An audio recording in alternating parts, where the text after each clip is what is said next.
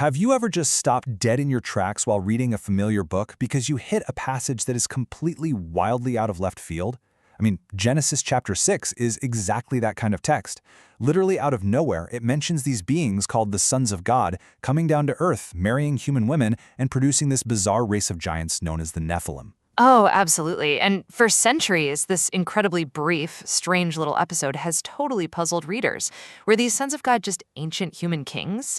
Some people nowadays even jump straight to ancient aliens, but honestly, the actual historical answer is way more fascinating than any of that.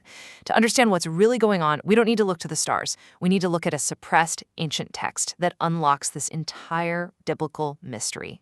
Welcome to our explainer of the source material. I am absolutely thrilled we're diving into this today. We are going on a real historical detective's journey into one of the most important, thrilling, and frankly misunderstood works of ancient Jewish apocalyptic literature. We're talking about the Book of 1 Enoch, and specifically the section known as the Book of the Watchers. I cannot wait to unpack this with you, because getting a grip on this text isn't just some dry academic exercise. It completely shifts our entire paradigm of how ancient Jews and early Christians understood the origins of evil, the unseen realm, and as we'll see, even the central mission of Jesus Christ. Section 1. The Genesis 6 Mystery. So, to really crack this mystery, we've got to travel back to the period of Second Temple Judaism. We're talking roughly the 3rd century BCE. During this era, Jewish scribes were deeply invested in figuring out the origins of evil in the world. They were staring at that strange passage in Genesis 6, trying to make sense of the sudden appearance of giants and this weird divine rebellion right before the Great Flood. They're reading this clue. The sons of God saw how beautiful the daughters of man were, and these early readers needed to know exactly who those sons of God actually were. Right, and if you look at the Book of Enoch, the answer is super clear. These were definitely not human rulers. They were divine beings, angels. Exactly. And the specific term used in the ancient Aramaic fragments for these beings is Irene, which we translate as watcher. These were angelic beings originally dispatched by God down to earth simply to observe and watch over humanity. We actually see this exact same term used in the biblical book of Daniel, where it refers to holy, obedient angels. Yeah, they were literally the wakeful ones. But in 1 Enoch, the entire focus shifts to this rogue faction of watchers who completely abandon their holy assignment. It's incredibly ironic, really. The wakeful ones, the beings who were supposed to be the universe's night watchmen, end up deciding to cause a literal cosmic nightmare. Section 2. Fall of the Watchers. The Book of the Watchers lays out the dramatic descent of 200 of these angels. They're led by a figure named Semjaza, and they descend right onto the summit of Mount Hermon. And they know that what they're about to do is a massive, unforgivable violation of the cosmic order. So they bind themselves together by a mutual curse. They swear this heavy oath to carry out their rebellion together, no backing out. And what's absolutely crucial to catch here is that this was not just about illicit marriages with human women. This was essentially an illicit cosmic arms deal. It's the proliferation of dark arts.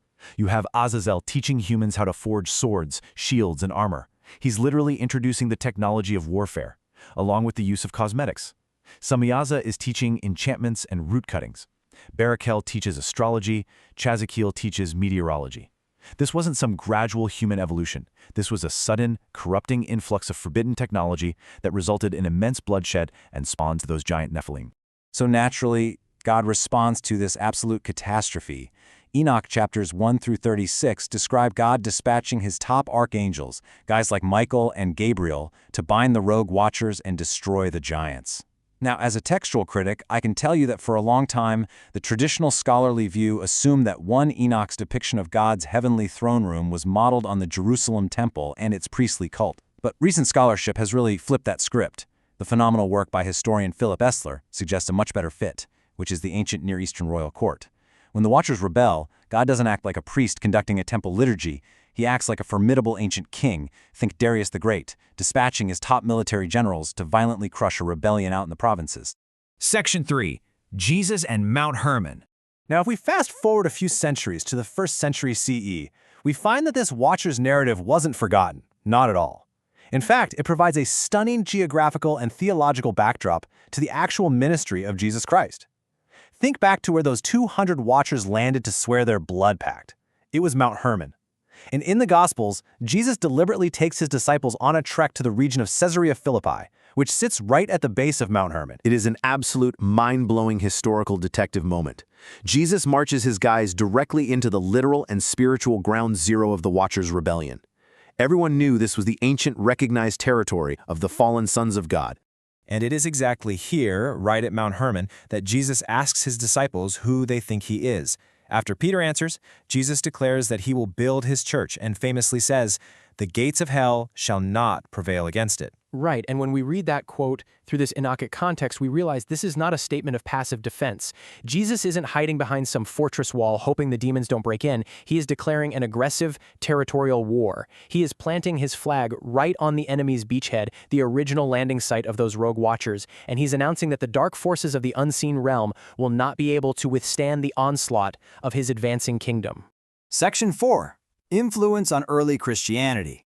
This all brings us to a really vital realization about how deeply embedded the Book of Enoch was in the mindset of first-century Christians. The writers of the New Testament did not view this as irrelevant fiction. They viewed it as a crucial explanatory text. Take the New Testament epistle of Jude, verses 14 and 15. Jude explicitly quotes 1 Enoch 1:9 word for word, and he attributes it directly to Enoch the seventh from Adam. Exactly. Jude isn't just casually referencing some vague pop culture idea of his day. He is using Enochic scripture to validate the ultimate final judgment of false teachers and rogue angels. I mean, this proves beyond a shadow of a doubt that 1 Enoch wasn't just some fringe piece of literature. It was foundational for the theology of the earliest Christians. Section 5. The Manuscript Detective Story. Yet despite this massive influence on the New Testament, Enoch practically vanished from Western history. By the 4th and 5th centuries, it completely fell out of favor and was excluded from the biblical canon in the West. Honestly, it's a huge tragedy for textual critics like myself because the original Aramaic and Greek texts were almost entirely lost to time. But man, that is exactly where the historical detective story gets so thrilling. For well over 1,000 years, the complete Book of Enoch was thought to be completely lost to Western civilization. Gone. But then, in 1773, this Scottish explorer named James Bruce dramatically returns from an expedition to Ethiopia, carrying complete copies of the text. It created a massive scholarly sensation in Europe. And of course, much later, in the 1950s, those original Aramaic fragments were finally discovered, hiding in the caves at Qumran among the Dead Sea Scrolls. It's just an incredible journey of survival. Section 6. Preserved in Ethiopia. We really owe a massive, incalculable debt of gratitude for the survival of this text to one specific community, the Ethiopian Orthodox Tewahedo Church.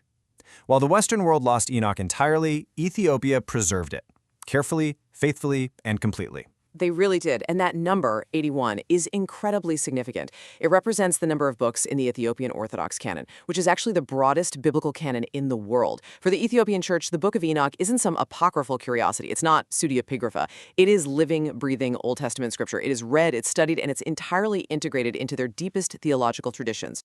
It is genuinely fascinating how Enoch has physically and spiritually shaped Ethiopian culture. Preserved in their ancient liturgical Ge'ez language, it is absolutely essential to their rich Andemta commentary tradition. It truly is woven into the fabric of their faith. The archangels mentioned in Enoch are everywhere in Ethiopian theology. For example, in one incredible homily, the archangel Uriel actually takes Christ's blood from the cross to physically sanctify the land of Ethiopia.